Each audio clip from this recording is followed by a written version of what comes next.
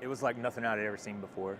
Just the sheer devastation. The United States Coast Guard goes out when Mother Nature shows her evil side. This Category 5 hurricane coming, this is your last chance. We have to go. Living on the Gulf Coast, we see our fair share of hurricanes.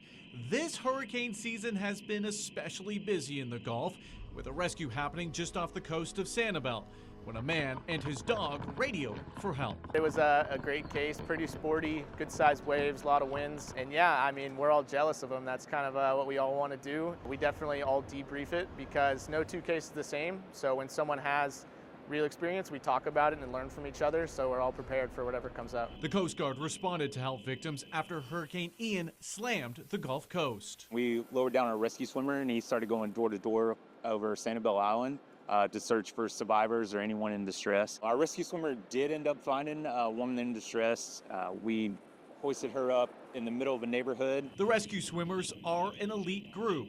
They go through a 6-month training program with a high attrition rating around 86%, but are trained to handle every situation and rescue people in desperate need. When that call comes in and you find out what it's going to be, you're definitely picturing in your head, remembering your training, remembering what you're capable of doing. I'm just trying to get to the survivors as quickly as I can and get a quick assessment of what's going on. Are they injured? How many people are there? Is everyone accounted for?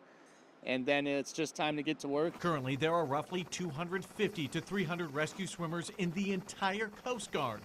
They're the ones who jump out of helicopters or get hoisted down to make a rescue, including a rescue last year, 36 miles off the Boca Grande coast with 8 people clinging to an ice chest waiting for help to arrive. They put me down in the water. I swam over, made sure everyone was uninjured and accounted for, and then went to work. I had to swim about 50 yards through them, buddy tow one person at a time, 50 yards back, get them in the basket, and rinse and repeat 8 times. When the Coast Guard gets the call for help, the pilot, flight mechanics, and rescue swimmer grab their gear, get into a helicopter, head to the scene, so his lives are at risk, and seconds count. Everyone will just be bouncing ideas off each other, what we might be flying into, and we'll come up with a loose plan before we get on scene, and then, we use our mind's eye, what we think we're going to fly into. We'll get on scene and determine whether or not what we talked about will work, or we'll re-talk it over. Most of the time, the plan usually changes.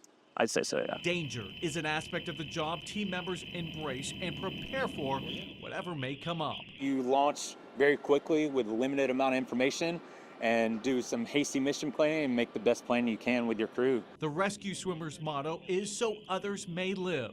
The Coast Guard is the last hope for help when people are in extreme danger. It's what we train for. I mean, that's why most of us do the job, is to help others in extreme events like this. It's pretty rewarding to execute a case and save a life in an environment that challenging. The United States Coast Guard's motto is simple, semper paratus, meaning always ready. They will go at a minute's notice. For NBC2, I'm Alan Campbell.